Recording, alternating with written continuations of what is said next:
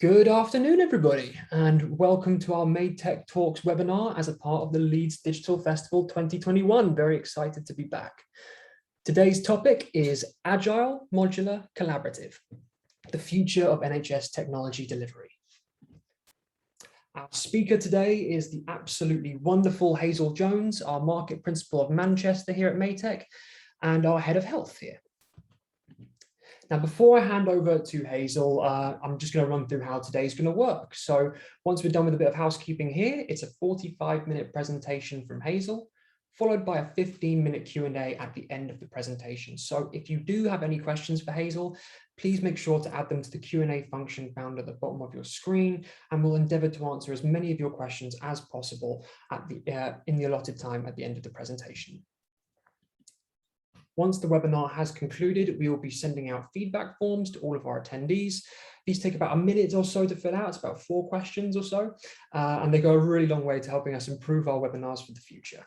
We'll also be sharing a little bit of information about what we've got coming out of Made Tech, so please do stick around at the end to find out a little bit more about that. Last few notes, this session does come with live captions. So if you want to access those, please hit the CC icon found in your Zoom toolbar to access them. We'll be sending out instructions on how you can get access to these throughout the presentation, just in case you missed it on the way in. Last note, this session will be being recorded. And that's all from me, so I'm going to hand over to Hazel. Hazel, do you want to take it away? Thank you very much. And just to start by saying, sadly, I have an engineer visiting today to service the boiler, so I apologise if you get random dog barking at the first part of this. But thank you so much for joining, and thanks ever so much Leeds DigiFest for inviting us. I'm just going to give you a quick overview of the running order. So I'm here to talk about a new concept in terms of digital transformation and how delivery partners can support the NHS in the digital transformation. So I'm going to start off by looking at the new legislation for health and care and the impact of that, looking at prior digital transformation strategies in the NHS and what we can learn from those. I'm going to quickly talk you through some personal experiences that I've gained from working in and for the NHS. And then there's going to be a little bit of a rallying cry about this new kind of modular way of working. And then we'll finish with questions, comments or feedback. Also, this deck will be available to anybody who wants it, but I've also included links at the bottom of slides where I'm referring to external research, so that if you did want to take screen grabs, you're more than welcome to. And I've also put a kind of further reading slide right at the end of the deck, just if you wanted to get a bit more information about some of the research findings that I mentioned. So off we go, and my co-host there is Mickey, so you might see him from time to time, but hopefully not, but let's see how we go. So legislative change. So we've been through such a strange time over the last couple of years.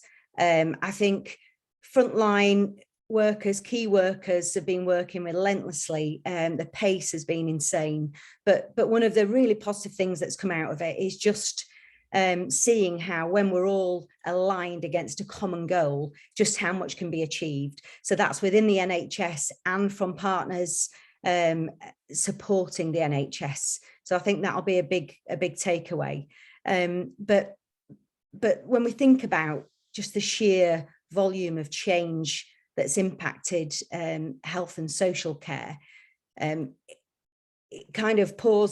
creates a kind of pause to stop and really think about what's coming next for those workers within health and social care, especially as we see the most significant change in legislation since the Health and Care Act of 2012. We've got the Health and Care Bill of 2021 that's been tabled, that seeks to join together geographical health and care organisations in order for them to collaborate on delivering services that consider the kind of the whole person, really. So joining together public health, social care, community care and health to really start to build out pathways that consider the full patient journey in order to deliver better and safer patient care.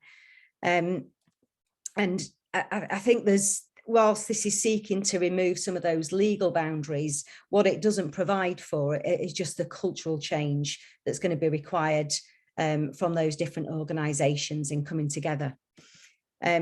For those that don't know about the King's Fund and those that are not familiar with the new integrated care systems that are proposed as part of this new legislation, I'd recommend the King's Fund.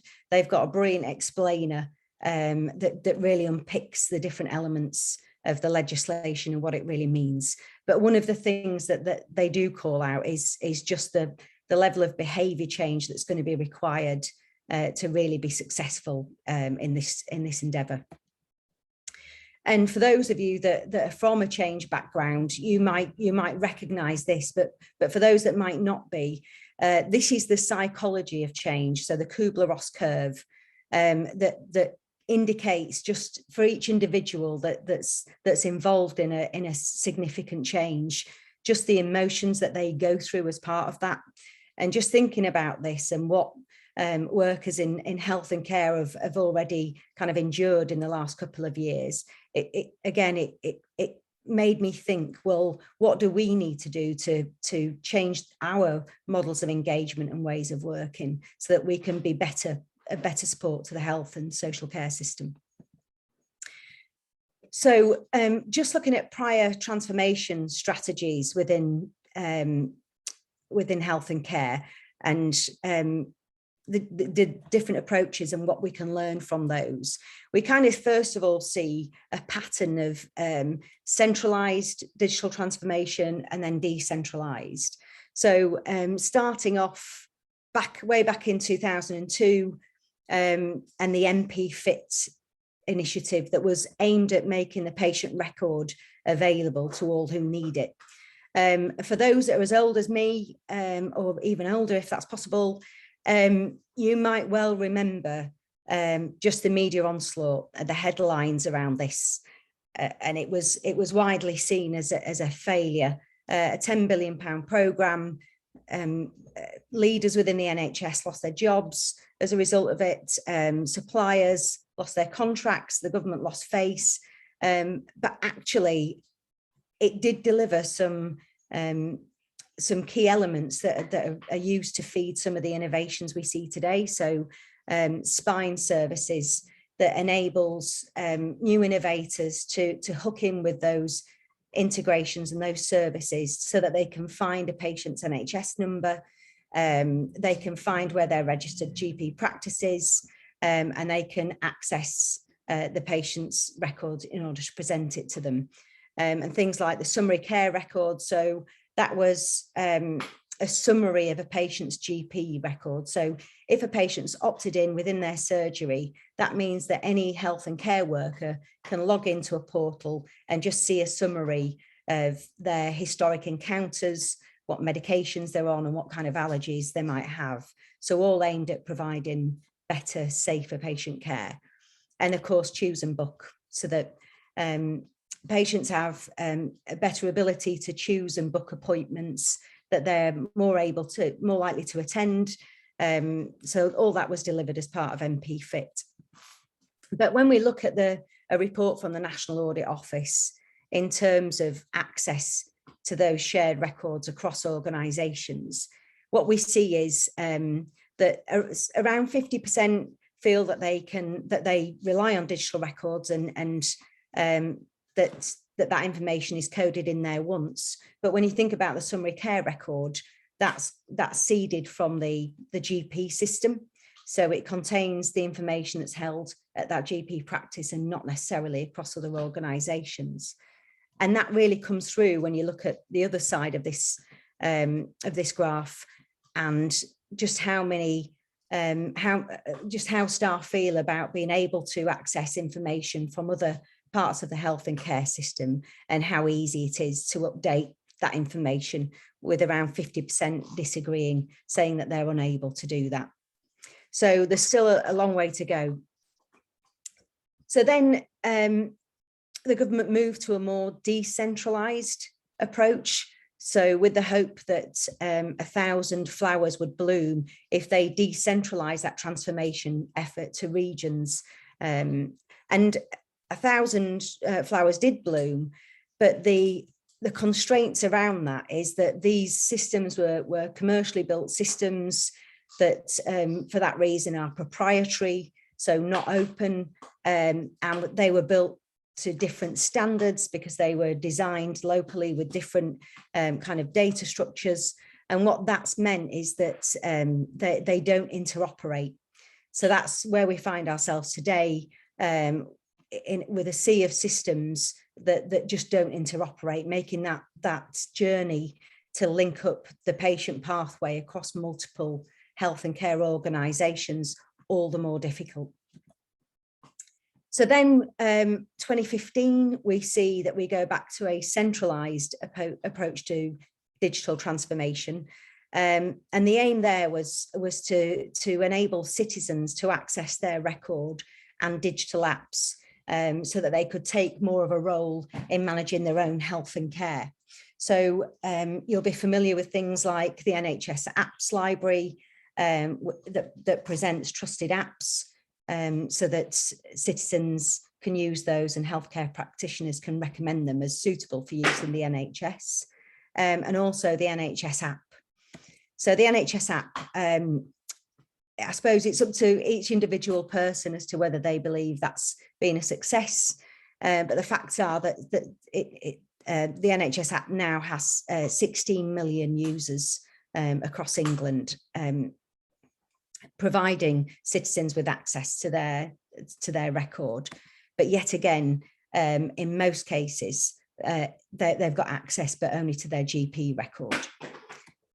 So I just wanted to stop a little bit and just talk about the design of the Nhs App, because it's built in a modular way that for me really opens it up to addressing some of the issues around interoperability, in that it's built with a kind of a front door, a front web layer, that's the presentation of the app that each individual will see based on where they are, what services are available in their region. So it will only surface functionality that's available to them as an individual and within their locale. So you have the ability to view a GP record, and that's a national level integration. And actually, as I'd said earlier about when I talk about spine services, the spine services really were an enabler for that level of integration. But it means that that each of the 4 key system providers across England have made an API available so that the patient record and the ability to book appointments can be made available. My dog's going to bark, I think. I do apologise if he does. But the other interesting element to it is just the other level of integration. So patients know best. That's a system that enables access to a personal health record. So that's also integrated with the Nhs App. So if you live in a region where that system has been procured, then you will have access to records outside of your GP record. Similarly, organ donation. So NHS blood and transplant organ donation, that's a national integration that means that now you can use the Nhs App to register your organ preferences. And we've seen an increase of 150,000 registrations for organ donation since that was integrated. So massive success.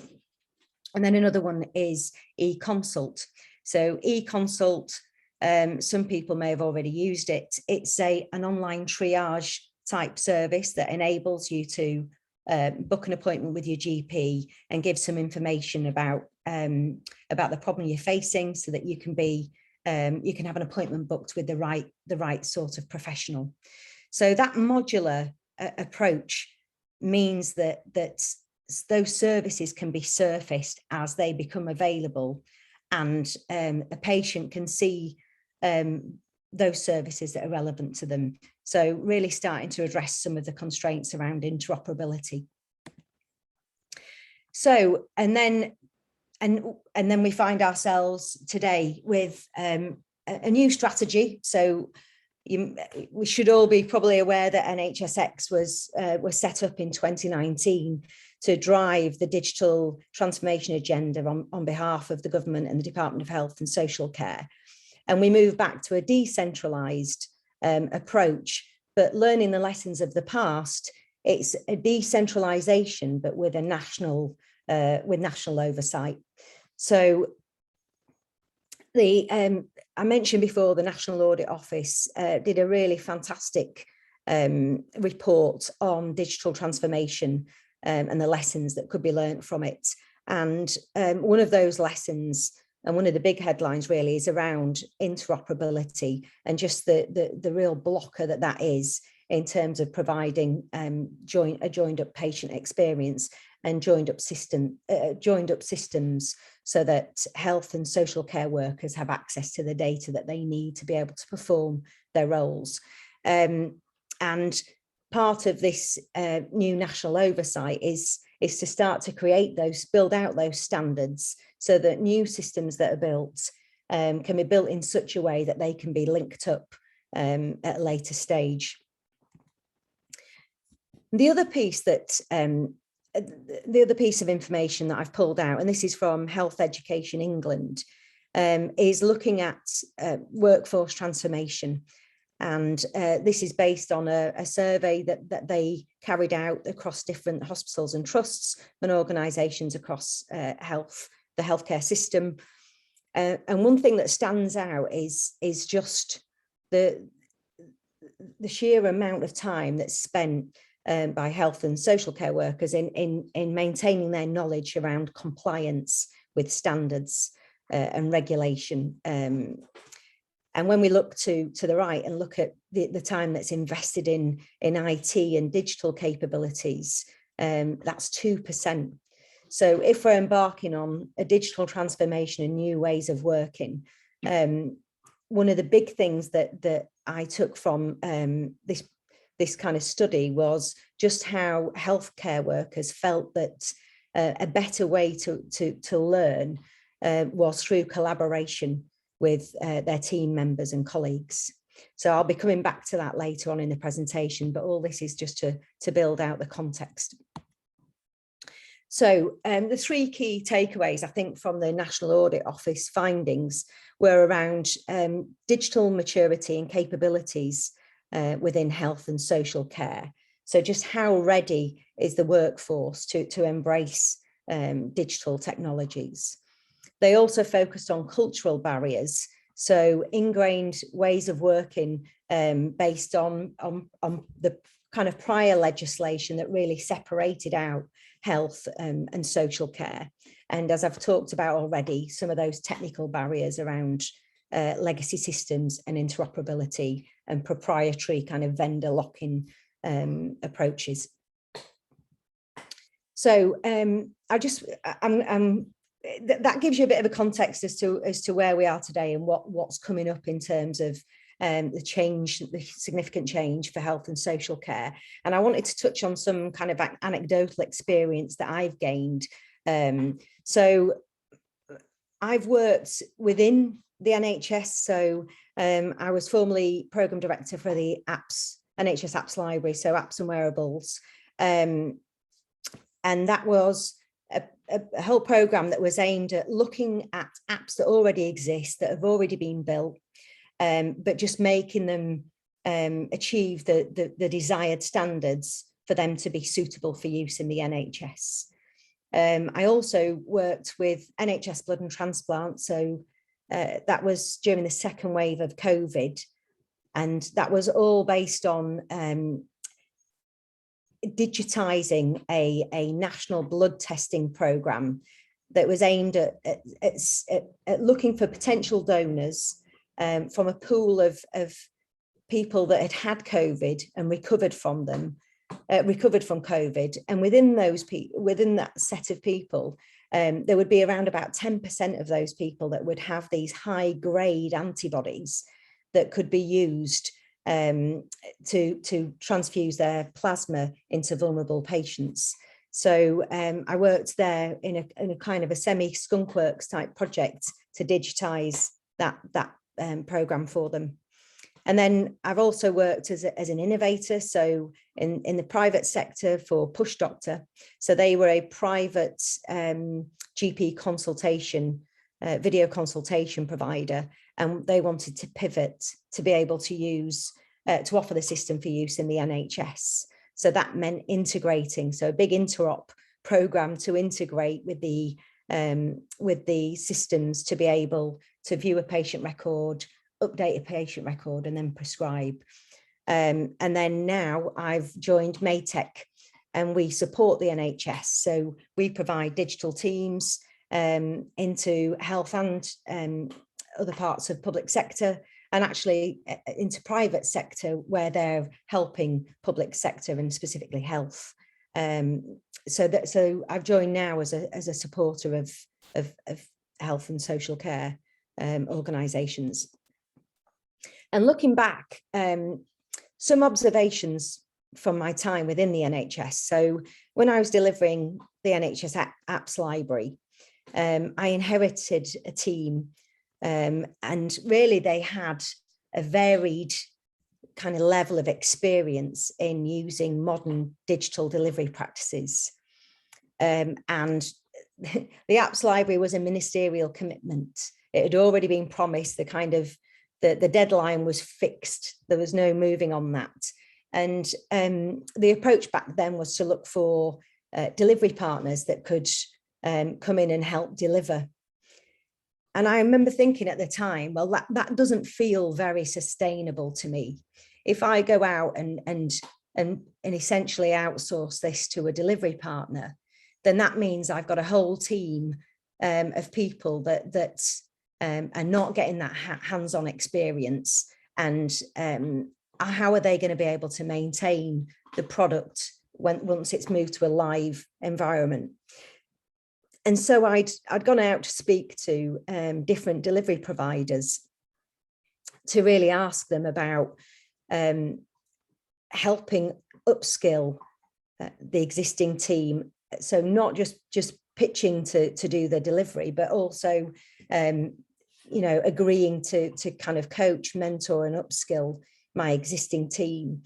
And I found that there wasn't much of an appetite for that. And I think there wasn't much of an appetite because it wasn't the norm. It wasn't something, and when a digital supplier is pitching to do a piece of work, they're signing up to deliver specific outcomes.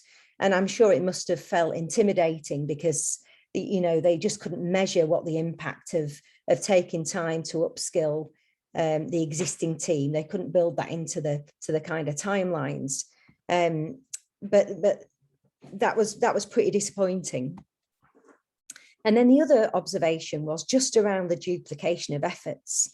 So our team would receive requests from lots of different app providers to have their apps assessed, so that they could be accepted and showcased in the Nhs Apps Library. And we'd see these apps, and there'd be lots of different apps, but offering very similar functionality. So we see these across mental health, same for GP services. And it just struck me that we've got all these individual innovations being built in a proprietary way.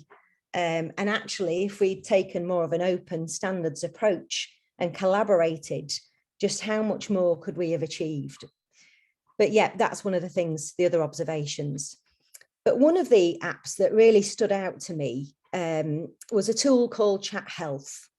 And Chat Health is a tool that enables young people to use text messaging to be able to chat with their school nurse.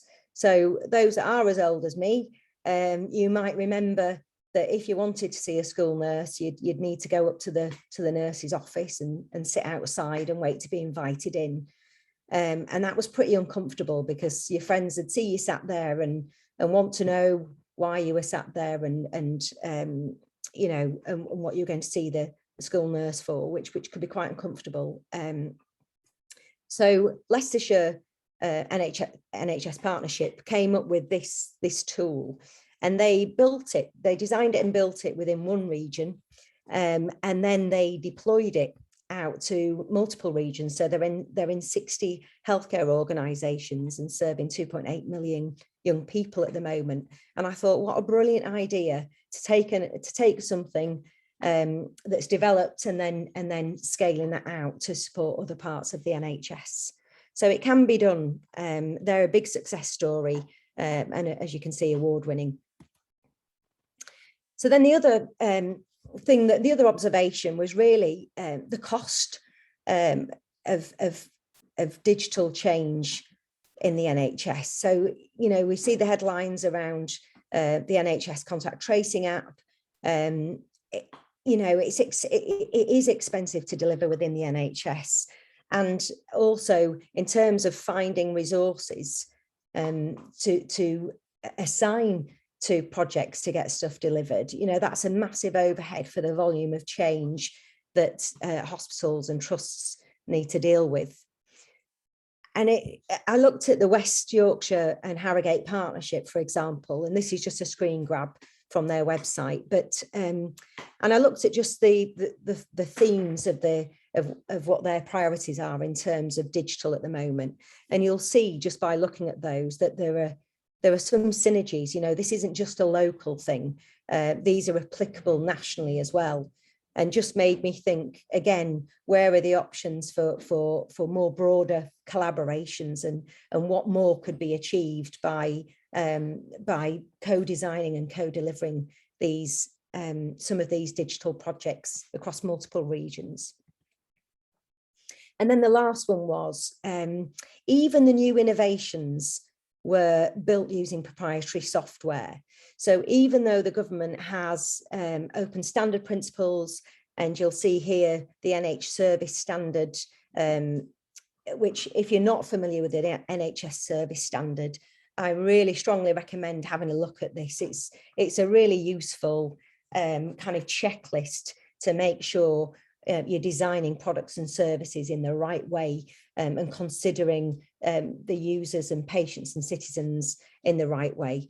But really, why aren't we? Why are we still developing new innovation in these old ways that have already led to vendor lock-in? So that was another observation. So all of these things, so looking at the current context, looking at what's ahead for health and social care, and you know, the significant transformation ahead, and looking at my own kind of experiences of working within the NHS and integrating with the NHS, it made me stop and think, well, at Maytech, what can we do in our little part of the world? What can we do to be a helping hand to those people that have been a helping hand to us over the last 2 years and have worked relentlessly to make sure that we're as safe as we can be? And so I came up with this concept of the Madewell Collective. So, and I just want to talk about that, because the Madewell Collective is a concept that's not only relevant to Maytech, it could be relevant to other digital suppliers in terms of the way they choose to work, and it's relevant to people within the health and social care organisations in terms of what they should expect from delivery partners such as us. So what is it? So we've got 3 missions, only 3. So 3 missions that I'm going to describe. So essentially the Madewell Collective, mission 1 is about creating a space so that so if we think about the way transformation is driven across health and social care, then that's attached to a strategy. So in this case, the long-term plan that sets out the key targets and the key themes and priorities. So there's already synergy at that point, because those themes and priorities have been set at a national level. So if regions can look across other regions for like-minded innovators so that they can pool their funds and pool their resources to deliver, rather than delivering within their own regions, join together across multiple regions to deliver, to collaborate on delivering a specific project.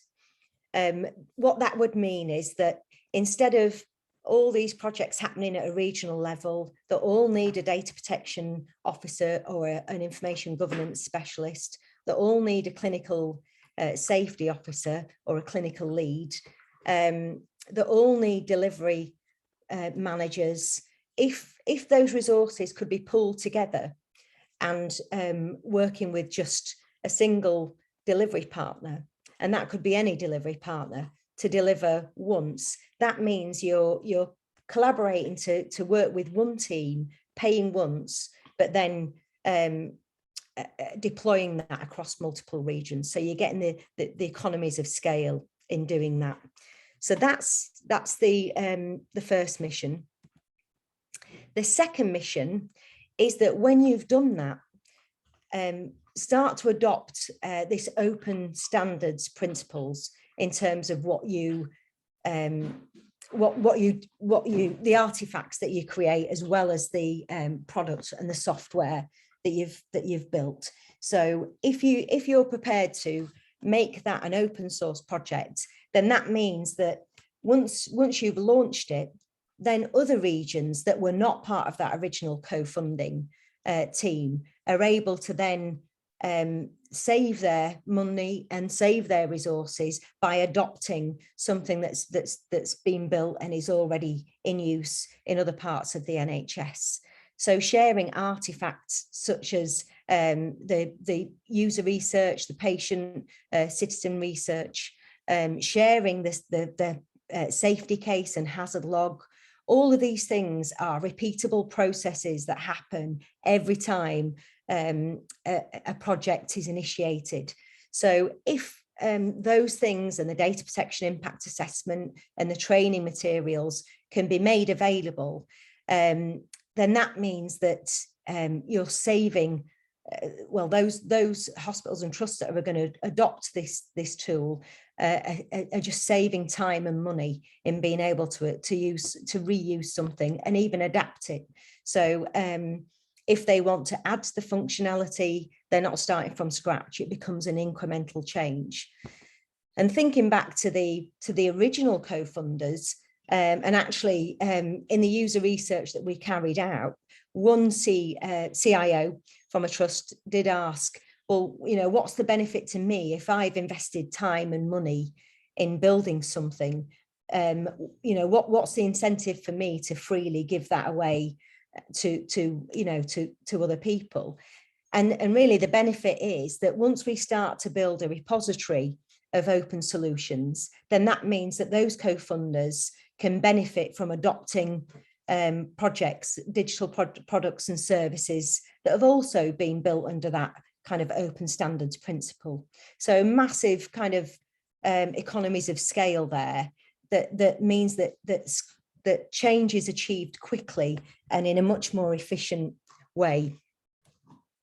And then making that so assigning an open source license to that software and giving it a run book. So a run book is literally just a how-to guide in how to deploy software within your own environment. Then it means that there's no vendor lock-in. All that stuff is freely available. You can work with any other vendor if you want to make incremental improvements, or you can use your own internal teams to make those incremental improvements. It just feels like a much more efficient way of working that I think would really help the NHS to deliver their digital transformation at pace, and leveraging that knowledge and experience from within the NHS to co-design and co-deliver these products and services.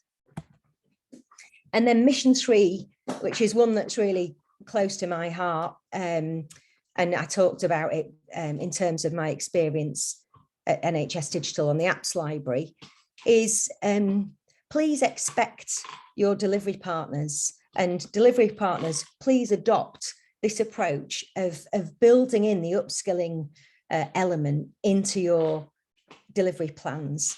So delivering for for clients, it just doesn't, it's not sustainable.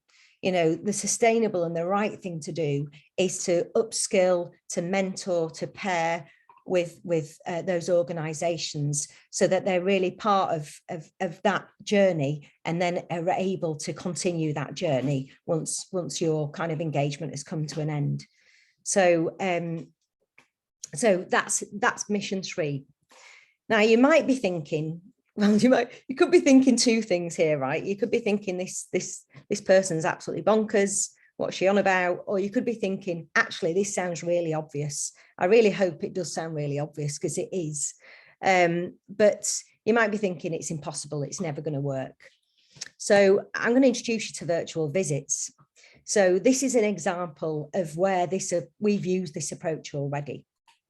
So virtual visits, this was built as a result of a tweet from Sonia Patel when she was CCIO at Northwest London. And she sent out a tweet asking for delivery partners to step up and build a tool that would mean that loved ones were able to visit with inpatients virtually during the first wave of COVID. And Madetech partnered up with Hillingdon, Kettering and London Northwest to co-fund and co-design what's now known as virtual visits. And it's been built in the open. So it's available on GitHub. We're in the process of rolling it out and making it freely available to other hospitals and trusts. But when you think about it, this is really an applicable piece of software that could be used across any organisation that has visits as a concept. So whether that be hospitals, hospices, care homes, prisons, this is open source. It's already been bought and paid for and should be made freely available to any other part of the public sector. So it does work, and this is an example of it. Please do visit the madetech.com website if you want to find out more about it. But yeah, that's just to show that it can work, and we're already operating in this way. And this, so this new concept of integrated care systems, to me, when I read it, this kind of collaborative, open, modular way of working, for me, is a no-brainer in terms of really starting to deliver those benefits and efficiencies that are so badly needed across the NHS and social care organisations. So in terms of what you can do to help, so there's a few things. So if you're in health and social care, you can, obviously we'd love you to join us, be a part of this journey, help make this work. We're here to help you find like-minded co-funders for your projects. But also for you, look for those reuse opportunities. You know, avoid the kind of not invented here syndrome and reinventing the wheel. If it's already out there and it can just be adapted in a cheaper and quicker way, then you're going to derive those benefits, and the users of your service are going to derive those benefits much quicker. And if you're a digital delivery partner, open source your software and your artifacts, please. Let's start collaborating at a national scale and really enabling this digital transformation within the health and social care system. And please factor in the upskilling element of your delivery plans to make sure that you're walking away and leaving teams in a better position than when you started. So that's the rallying cry that I mentioned at the beginning. And also, if you're out there and you feel as passionately as I do about doing the right thing for health and social care, then come and join us, come and work with us. We're always recruiting, and we're always looking for socially conscious people to help us on our missions. So, so yeah, please do reach out. And that's it, guys. Thank you so much for listening. I think I'm 4 minutes early. And I think Mickey's been a very good boy Thank you. And a lovely engineer has serviced the boiler. Thank you so much. So I'd love to open it to any questions, comments, feedback, please. Thank you. Jack, over to you. Are you on mute, my love? And we are back. That's brilliant, Hazel. Thank you so much for taking the time. I'm just going to go straight into our Q&A, if that's all right with you. Our first question is, and these are quite long form questions, so bear with me a little bit. First question is, when we talk about upskilling, you've mentioned ensuring existing digital teams can support digital solutions.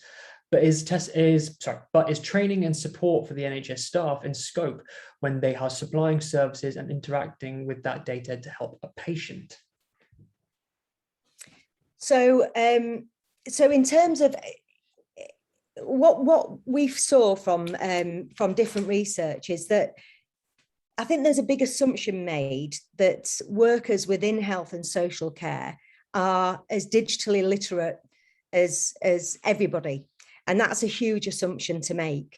So there was a piece of work actually done looking at midwives, and you know, they carry out home visits, and not all of them were comfortable with using digital tools to, you know, as part of that kind of visit. So a kind of a digital maternity app that records the output of that consultation, that, you know, you'd be surprised at just how many weren't comfortable with that. So when I guess when I'm talking about the Madewell Collective and this new kind of approach, I'm talking, I guess, about the digital teams. So where at the moment hospitals, trusts and other parts of health and social care will look to digital partners, much like MadeTech, to come in and help deliver a project.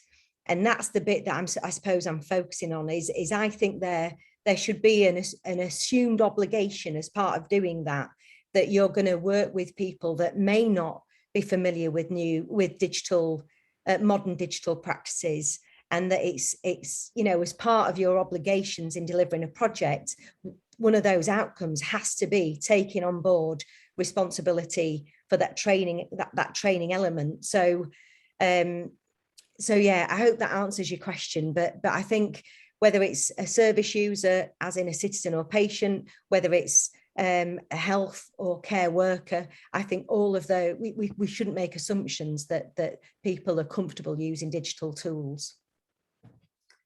Excellent. And in the chat, a wonderful answer, thank you. Next question, is there a list of where the virtual visits is being rolled out to? Thank you, smiley face. That's a really good question. There isn't a list at the moment, actually, but it's something we could publish. Yeah. Wonderful. The next question is quite straightforward. I think you covered it a bit, but who is the Madewell Collective aimed at? So well, at this moment, so I should say actually today is the launch of the Madewell Collective as well. This is the first time we've spoken publicly about that, about it. So it's literally only going live today. So the initial focus will be around working with health and social care organisations to just help facilitate that alignment across potential co-funders and getting that up and running. But what we're also really interested in doing, and have also had interest in terms of like-minded digital delivery partners that we work with, is extending that out so that if there are other digital delivery partners that will kind of join us in terms of our ambition for using open standards, that we will start to surface their open standard projects as well, so that we're building out a broader range of open standard solutions that are available for reuse. Excellent. Next question is, pardon me, next question is, how do I begin to go about finding co-funding partners? So that would be, so there's two things. So one is, so in the user research, there were kind of two things that came out. One is that organisations may already know other peers in other health and social care organisations that they already have worked with on other things. So they can come to us and say, we'd like to co-fund a piece of work, and these are the different parties that want to be involved. Or the other option is you can reach out to us. So there's going to be a link to the Madewell collective in this slide deck.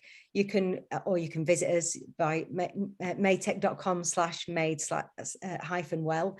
And you can let us know and say, look, I don't know any, but I would like to find co-funders, and we can advertise your opportunity to other relevant parties and try and secure those for you. Wonderful. Next question is, I have a product already in development. Is it too late to get involved? No, I don't think it is too late. So so you can apply open standards. I'm sorry, Mickey's just joining us. Thanks, Mickey, if you'd like to sit down. You can apply open standards at any time. So that the thing that you would need to do is just check with the parties involved that they are comfortable in sharing the artifacts and publishing those in the open. That's the only thing. But yeah, you can start that now. Terrific. Let me just scrolling through. As a potential early adopter, would I be getting the raw end of a deal than someone joining later when there's more technology already on the table? That's a bit now. So this did come out in user research. I kind of alluded to it earlier. So the questions were raised in terms of, well, if we're the co-funders and we're investing all this money and time and effort, what's in it for us? But really, the principle to this is, if we can get more people involved and if we can share information about projects that are underway already, so that people can see that there's already work that's being carried out, rather than commissioning a new piece of work, we can keep you in the loop on what's happening with those and when they'd be ready for adoption.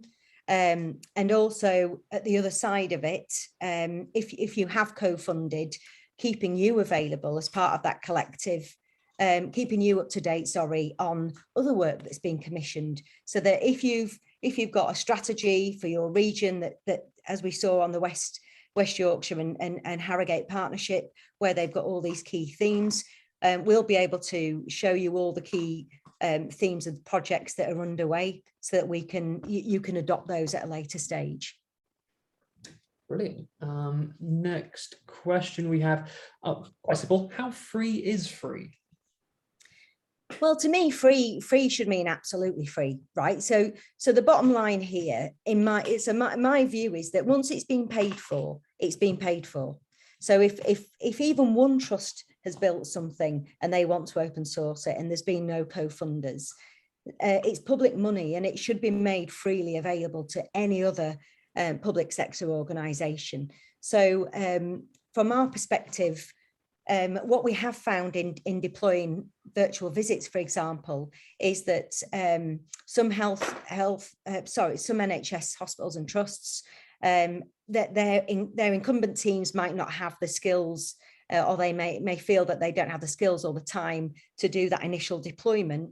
So Madetech can spend time helping those hospitals and trusts to do that, or they could speak to any other of their delivery partners to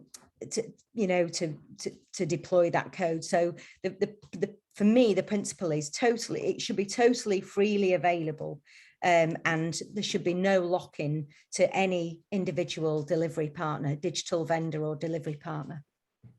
Wonderful. Next question, pardon me, Windows doing a bit of a funny thing.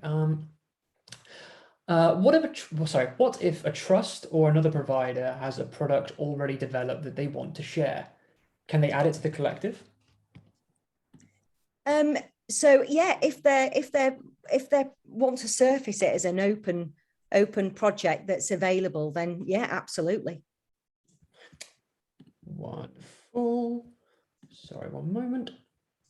As another provider, can I use your code in my product? Yeah. Asked and answered. Absolutely, absolutely. So, so our work is published under the MIT open source license. So that means that anybody can use it. It's totally open, totally freely available. Wonderful.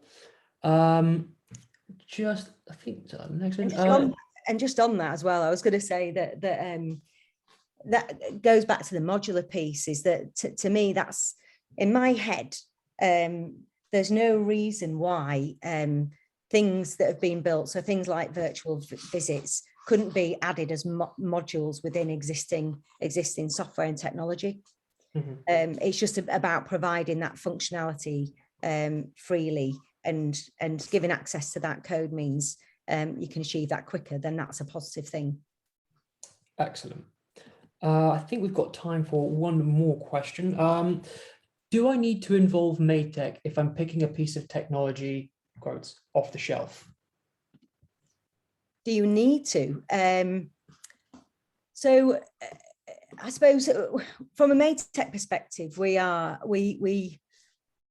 kind of digital partners into different clients. So we don't need to be told. We like to be part of a conversation so that we can, we can point out things, so we can give advice on things. But we don't need to be told things. It's more a case of, let's think about the sustainability of some of the decisions that we're making when procuring off the shelf, so that we can just make sure that all those considerations are being surfaced. But yeah. Wonderful. I think that's time for us. Wonderful stuff. In which case, I'm just going to share my screen very quickly to go over a few points on the way out. Yes, as I mentioned before, we would love to get your feedback. All of our attendees will be receiving feedback forms, again, about a minute to fill out, and goes a really long way to help us improve our events for the future. Coming up next, our next upcoming talk is Accelerating Delivery, 10 questions to ask yourself and your teams, which will be taking place at the Lean Agile Exchange with Nhs Apps, one of our delivery principals here at Madetech. You can catch that on Thursday, the 21st of October at 2 p.m. You can also catch our podcast, which is up and live at the moment, Making Tech Better, which comes out every 2 weeks. One of our lead engineers, Claire Sudbury, is our wonderful host of that. We have over 16 episodes up and running on all major podcast platforms.